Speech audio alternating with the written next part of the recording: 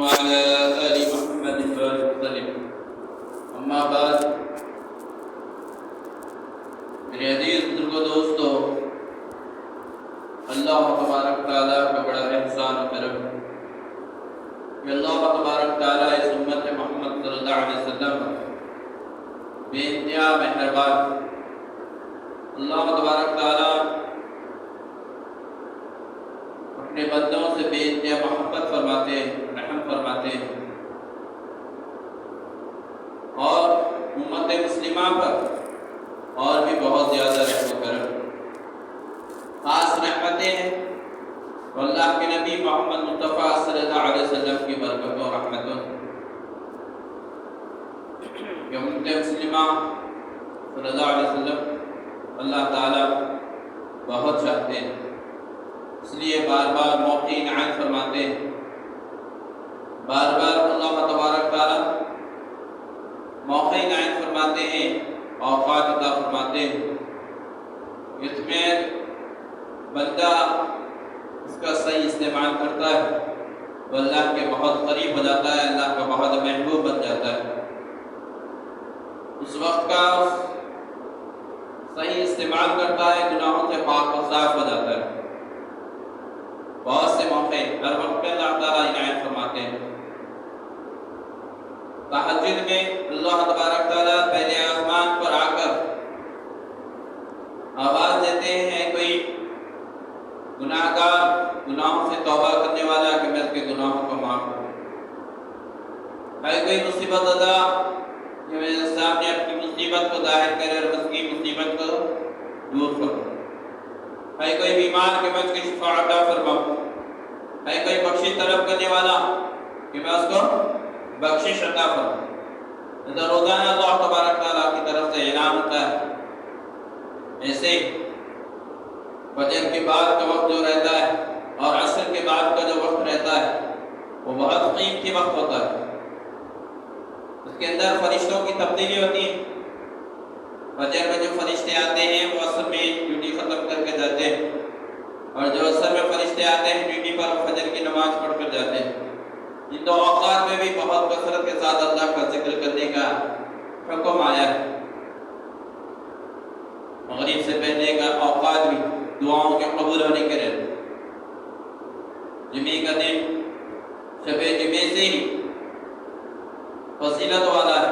ہم سمجھتے ہیں کہ جمعے کا دن ہی ہوتا ہے، لیکن ایسا نہیں، بلکہ جمعے کا دن جو ہے وہ جمعرات کی مغرب سے ہی شروع ہو جاتا ہے، اور جب سے اس کی فضیلتیں ہوتی، اس لیے جو اللہ والے لوگ ہوتے ہیں وہ جمعرات سے ہی جمعے کی خاص دعاؤں کا اہتمام کرتے رہتے ہیں۔ ایسے میرے بھائیو بزرگوں دوستو، اللہ تعالیٰ کی طرف سے عنایتیں ہوتے رہتی ہیں۔ پچھلے وقت پچھلے مہینے میں جو کہ اسی مہینے میں شب برات گزری، اس سے پہلے معراج گزری، ابھی 1-2-4 دنوں کے اندر انشاءاللہ تعالی اللہ تعالیٰ ہم کو ایسا مہینہ عطا فرما رہا ہے جو بڑی فضیلتوں بڑی برکتوں والا مہینہ ہے، یعنی اس سے مراد رمضان مبارک کا مہینہ جو اپنے اندر بہت بڑی فضیلت رکھے ہوئے، بہت بڑی خیر رکھے ہوئے۔ اس کے بارے میں اللہ تبارک تعالیٰ کے پاس اللہ کے رسول صلی اللہ علیہ وسلم دعائیں کی کہ اللہ تعالیٰ ہمیں رجب اور شعبان میں برکت عطا فرما کر رمضان مبارک عطا فرما۔ اللہ کے رسول صلی اللہ علیہ وسلم نے خود اس کو مانگا ہے اللہ سے کہ اللہ رجب اور شعبان میں برکتیں عطا فرما اور رمضان مبارک میں عطا فرما، بہت فضیلت والا ہے، اس کی قدر کرنے والے ہی کرتے ہیں۔ میرے بھائی بزرگوں دوستو، ایک مرتبہ اللہ کے رسول صلی اللہ علیہ وسلم رمضان مبارک سے پہلے خطبہ دے رہے تھے، فرما رہے تھے کہ دیکھو کون آیا، دیکھو کون آ رہا ہے۔ 3 مرتبہ اللہ کے رسول نے فرمایا، صحابہ متوجہ ہوئے، دیکھنے لگے، ادھر ادھر کوئی چیز نظر نہیں آ رہی، کوئی آتا ہوا نظر نہیں آ، اور اللہ کے رسول صلی اللہ علیہ وسلم ارشاد فرمایا، اس کا مفہوم خلاصہ ہے، دیکھیے کیسا کون آ رہا ہے۔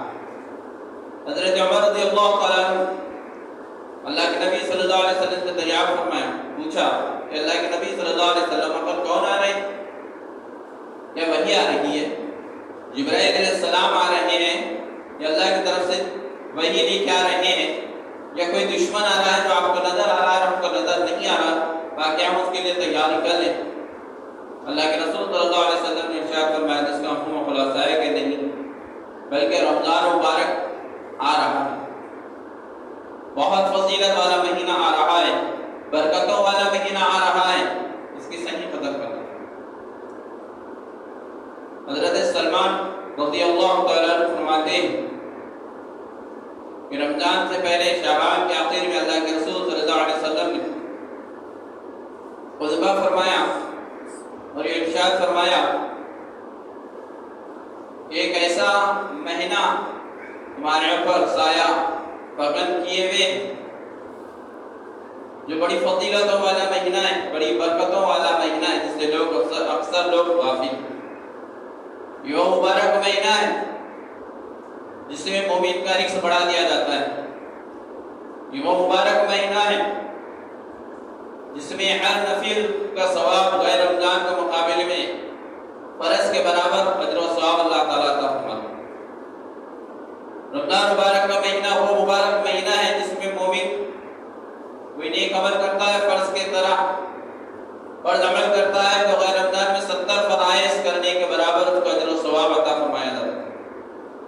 یہ وہ مبارک مہینہ ہے جس میں ایک رات ایسی ہے جو 1000 مہینوں سے بڑھ کے 1000 مہینوں سے بہتر ہے، سے مراد سے بے قدر۔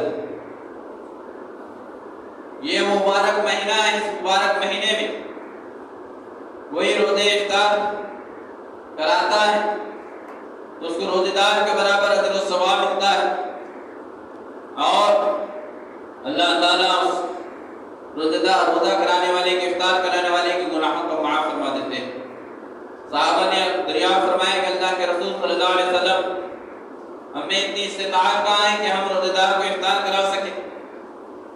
اللہ کے نبی صلی اللہ علیہ وسلم نے ارشاد فرمایا ہے کہ روزے افطار میں پیٹ بھر کر کھلانے پر یہ ثواب موقوف نہیں ہے، بلکہ اللہ تبارک تعالی فجور سے روزہ کرانے والے کو بھی ایسا ہی ثواب عطا فرماتے ہیں، یا دودھ پلانے دودھ سے افطار کرانے والے کو بھی کراتے ہیں، یا پانی کا ایک گھٹ بھی پلا کر کے افطار کرائے تو اس کو بھی اللہ تبارک تعالی ثواب عطا فرماتے ہیں۔ میرے بھائی بزرگوں دوستو، ابھی جو مہینہ آپ کو ملنے والا ہے منگل سے یا چہارشنبے سے روزہ شروع ہوگا، پیر کی دن پیر کی رات میں تراویح ہوگی یا منگل کی تراویح ہوگی، چاند کے اوپر ڈپینڈ ہے اللہ کی طرف سے کہ اگر 29 شعبان ہوتا ہے تو پیر سے تراویح شروع ہوگی، اور اگر 30 شعبان ہوتا ہے یعنی یہ مہینہ 30 کا ہوتا ہے تو پھر منگل کی تراویح ہوگی اور چہارشنبے کے دن ہم کو روزہ رکھنا ہوگا۔ تو یہ روزے جو ہے اللہ تبارک تعالیٰ نے رمضان مبارک کے روزے فرض کر دیے تاکہ ہمارے اندر تقویٰ پیدا ہو۔ پچھلی قوموں کے اوپر بھی اللہ تعالیٰ نے روزے فرض کیے اور اللہ تبارک تعالیٰ نے ایک مہینے کے مبارک مہینے کے پورے روزے امت مسلمہ پر فرض فرمائے، جس کا اہتمام بے حد ضروری ہے، اور تراویح کا بھی اہتمام بے حد ضروری ہے۔ ایسا نہیں ہے کہ 3 دن تراویح پڑھ لیے 10 پارے سے یہ چھوڑ دیے، 5 پارے پڑھ لیے 6 دن اس کے بعد چھوڑ دیے، یا شبا شبی چلے گئے تراویح ختم ہو گئی، ہماری کام ختم ہو گیا، یا 3 دن سے 3 پارے سے پڑھ لیے 10 دن میں تراویح ختم ہو گئی، قرآن کمپلیٹ ہو گیا ہمارا، سن لی ہم نے قرآن تو تراویح سے چھٹی۔ ایسا نہیں ہے، بلکہ اللہ تبارک تعالیٰ نے پورے 1 مہینے کے روزے فرض کیے اور رات کی تراویح کو سنت قرار دیا ہے، اور رات کی تراویح پڑھنا ضروری ہے، بے حد ضروری ہے، سنت موقوفہ اس کا ادا کرنا بے حد ضروری ہے۔ اگر ہم دوسروں کی طرح قرآن مکمل کر لیے، تراویح کے اندر سن لیے تراویح قرآن سن لیے تراویح کے اندر، اس کے بعد ہماری چھٹی ہو جائے گی، ایسا نہیں ہے، بلکہ مکمل 1 مہینے کی تراویح ضروری ہے، سنت موقوفہ اس کا پڑھنا بے حد ضروری ہے۔ اگر ایک دن کی بھی اگر تراویح آپ کی مس ہوگی، چھوٹے گی، تو آپ بہت بڑی خیر سے محروم ہو جائیں، بہت بڑی فضیلت سے محروم ہو جائیں، بہت سی نیکیوں سے آپ محروم ہو جائیں۔ بتایا جاتا ہے، علماء کرام فرماتے ہیں کہ تراویح کے ایک سجدے میں 1500 نیکیاں اللہ تبارک تعالیٰ نام اعمال میں لکھتے ہیں۔ تراویح کی ایک سجدہ ادا کرنے پر اللہ تبارک تعالیٰ آپ کے نام اعمال میں 1500 نیکیاں لکھتے ہیں۔ اگر ہماری ایک دن کی تراویح جائے گی، انہیں 20 تراویح کی 20 رکعتیں ہوتی ہیں، اس لحاظ سے 40 سجدے ہوتے ہیں تراویح کے اندر، کتنے نیکیوں سے آپ محروم ہو رہے ہو دیکھیے، اور پھر رات کے قیام سے محروم ہو رہے ہیں، اور تراویح سنت موقعہ کو چھوڑنے کا گناہ الگ سے ہو رہا۔ لہذا چھوٹی سی کمزوری، چھوٹے سے بہانے، کاروبار کے لیے ہو یا ملنے جلنے کے لیے ہو یا تقسیم کرنے کے عنوان سے ہو یا صحت کے متاثر ہونے کے عنوان سے ہو، اس طرح سے کوئی چھوٹا موٹا بہانہ لے کر تراویح کو نہ چھوڑو، بلکہ تراویح پڑھنا ضروری ہے۔ 1 مہینے کی تراویح ہے، بیچ میں پھر ہم رمضان کو چھوڑیں گے، رمضان ختم ہوگا تو پھر 11 مہینے تک ہم چاہیں گے تو بھی تراویح کی نماز نہیں پڑھ سکتے۔ اسپیشل ہے، اسپیشل دیتے ہیں تو آفر رہتا ہے، اسی طرح سے اسپیشل آفر اللہ نے ہم کو دیا ہے رمضان پر۔ تو دعوت وغیرہ کی وجہ سے، بیماری کی وجہ سے تراویح نہ چھوڑو، بلکہ اگر آپ کو کھڑے رہنے میں طاقت نہیں ہے تو آپ بیٹھ کے نماز ادا کیجیے، بیٹھ کے نہیں پڑھ سکتے تو لیٹ کے ہی صحیح، لیکن پڑھنا ہے، تراویح کو چھوڑنا نہیں ہے اور نہ روزوں کو چھوڑنا ہے۔ اور اللہ نے آپ کو دیا ہے مال و اسباب، آپ افطاری جب لا رہے ہیں، سحر میں کھا رہے ہیں، تو اگر اللہ نے استطاعت دی ہے آپ کو تو اپنے اڑوس پڑوس غریب رشتہ داروں کا بھی خیال رکھیں، ان کے لیے بھی سحری کا اور افطار کا جتنا بھی ہو سکتا ہے انتظام کیجیے۔ یہ ضروری نہیں کہ ہم افطار میں یا سحری میں بریانی کھلائیں یا اچھے سے اچھا پکائیں کہ اچھے سے اچھا ہی کھلایا جائے، جو ہم کھاتے ہیں وہی کھلائیں، اللہ نے جو ہم کو دیا ہے اسی میں سے کھلائیں۔ ایسا نہیں کہ بس مالدار ہے تو انہوں ہزاروں لاکھوں روپے لگا رہے تو ان کی ایسی دعوت ہم نہیں کر سکتے لہٰذا ہم چھوڑ دیں گے، کیسا کرنا ہے؟ ایسا نیتوں کو دیکھا جاتا ہے۔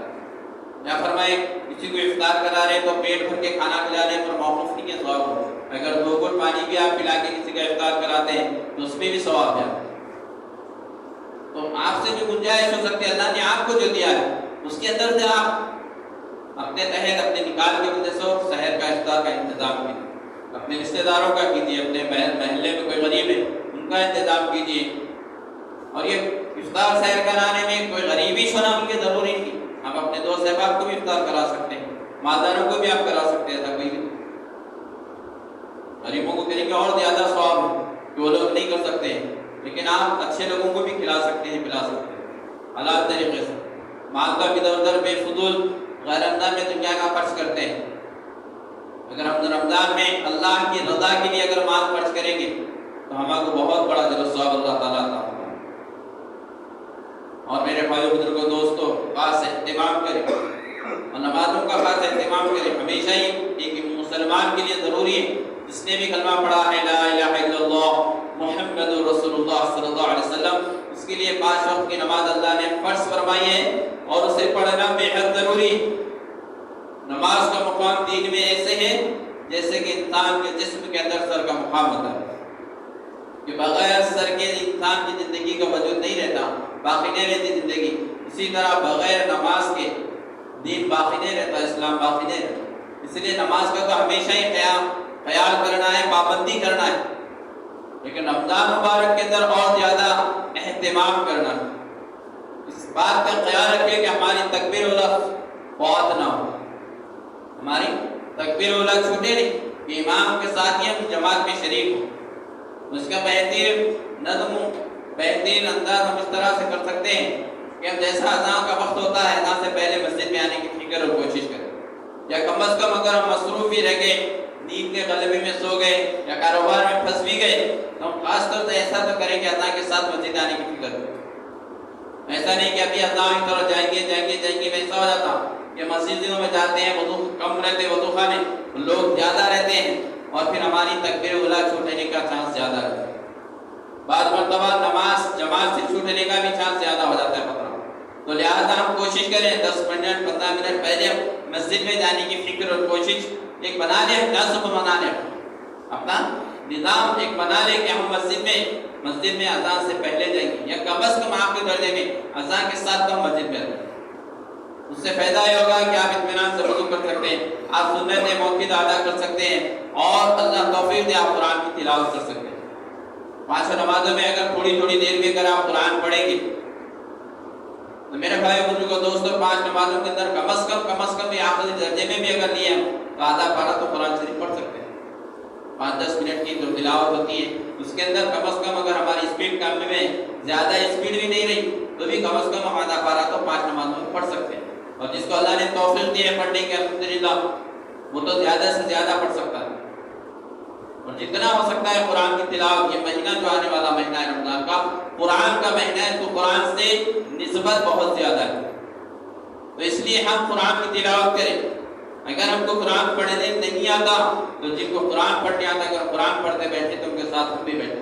ایسا نہیں کہ خالی مائکوں میں فونوں کے اندر لگا دیں اور وہ سنتے ادھر اپنا کام چل رہا ادھر بیانہ چل رہے ادھر سے قرآن کی تلاوت چل رہی. ایسا نہیں. جو قرآن پڑھ رہے ہیں ان کے پاس بیٹھیے اور قرآن کو سنیے.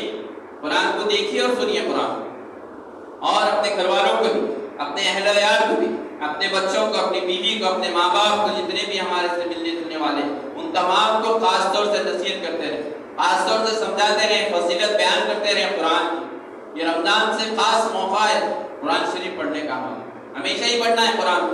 قرآن زندگی کا دستور ہے ہمارا. قرآن کو چھوڑ کے ہم زندگی گزار ہی نہیں سکتے ہیں. اگر قرآن کو چھوڑ کے زندگی گزارنے کی کوشش کریں گے تو ہم گمراہ ہو جائیں گے اور جہنم کے راستے پہ چلے جائیں گے. اس لیے ہمیں کوئی زندگی گزارتے وقت سامنے تو قرآن کے احکام کو ہی رکھنا ہے. لیکن رمضان مبارک کے اندر خاص طور سے قرآن کی تلاوت کا اہتمام کرو. ترجمے کا اہتمام کرو. قرآن ترجمے کے ساتھ پڑھنے کی کوشش محنت کرو. اور اپنے گھر والوں کو بھی خاص طور سے بتاتے رہیں کہ قرآن پڑھے. ہم بھی پڑھے. ہمیں اگر قرآن پڑھنے آتا تو مسجد میں بھی ادا کر قرآن کی تلاوت کرے اور اپنے گھروں کے اندر بھی قرآن پڑھے. جس گھر میں قرآن پڑھی جاتی ہے وہ ایسے چمکتے ہیں آسمان والوں کے اوپر جس طرح زمین والوں کو آسمان کے ستارے چمکتے ہیں. حدیث بیان کی کہ اللہ کے رسول صلی اللہ علیہ وسلم نے ارشاد فرمایا اس کا مفہوم و خلاصہ ہے کہ جس گھر میں قرآن کی تلاوت کی جاتی ہے وہ آباد ہے اور جس گھر میں قرآن کی تلاوت نہیں کی جاتی وہ منزل ویران گھر کے بدلے. کہ اپنے گھروں کو ویران نہ کریں بلکہ اللہ کی عبادت کریں. نفل سنتوں کا اہتمام کرے گھر کے اندر اور قرآن کی تلاوت کا خاص اہتمام کرے. قرآن ہم پڑھیں گے گھر میں قرآن کی مہک ہوگی. قرآن کی برکتیں حضور ہم کے قرآن کے حضور کے. آج ہم قرآن سے محروم رہتے ہیں. قرآن کو لیتے ہیں خالی کتابدانوں کے اندر جزدانوں کے اندر جمع کے رکھ دیتے ہیں اور پڑھتے نہیں قرآن. اس سے کیا ہوتا ہے گھروں کے اندر منوسیت آتی ہے. گھروں کے اندر کی خیر و برکت ختم ہو جاتی ہے. اس لیے ہم خاص طور سے قرآن کا اہتمام کریں اور اس مبارک مہینے میں تو اور زیادہ سے زیادہ تلاوت کرنے والے بنیں. فضول وقت برباد نہ کریں ادھر ادھر کے باتوں کی. ہم روزہ بھی رہتے ہیں تو پھر بے فضول ادھر ادھر کے باتیں ہوں گی تو کیا ہوگا غیبتیں ہو جائیں گی. پھر غیبتوں سے ہمارے روزے پہ افیکٹ پڑے گا. روزہ ہمارا متاثر ہو جائے گا. پھر بعض مرتبہ ایسی غیبتیں بھی ہو جاتی ہیں جس سے روزہ مکروہ بھی ہو جاتا ہے. تو اس لیے ہم چیزوں سے بچنا ہے. تو زیادہ سے زیادہ اللہ کا ذکر کرنے والے بنے. قرآن کی تلاوت کا اہتمام کرنے والے بنے. اللہ کے نبی صلی اللہ علیہ وسلم پر کثرت سے درود پڑھنے والے بنے. اور اللہ نے جو ہم کو دیا ہے مالدار ہے اگر ہم ہیں تو پھر مال کی زکات بھی ادا کریں. اور اگر زکات دینے کے موقوف میں نہیں کہ مال اتنا نہیں ہے کہ ہم زکات دیں تو بھی ہمارے کو جو اللہ نے دیا اس میں سے اللہ کے راہ میں خرچ کرنے والے کریں گے. صدقات انشاءاللہ. اللہ سے دعا کہ اللہ تبارک تعالیٰ مجھے اور آپ کو کہنے سننے سے زیادہ نیک عمل کرنے والا بنائے. دین کی محنتوں میں اللہ تعالیٰ سب کو قبول فرمائے. شرک و بدعت سے گناہوں کے عمل سے غیر اسلام میں رسم و رواج سے اللہ تعالیٰ سارے عالم مسلمانوں کی جانی مالی عزت و آبرو کی ایمان کی حفاظت فرمائے. مساجد مدارس خانقاہوں کی دینی مراکز کی دینی اجتماعات کی بیت المقدس کی فلسطین کی اللہ تعالیٰ حفاظت فرمائے. اور اللہ تعالیٰ جتنے بھی غیر اسلامی تنظیمیں یہود و نصارہ ہے اللہ تعالیٰ کے شرور سے ایمان کی حفاظت فرمائے. آمین والحمدللہ رب العالمین. سبحان اللہ وبحمدہ سبحانک اللہم وبحمدک ونشہد ان لا الہ الا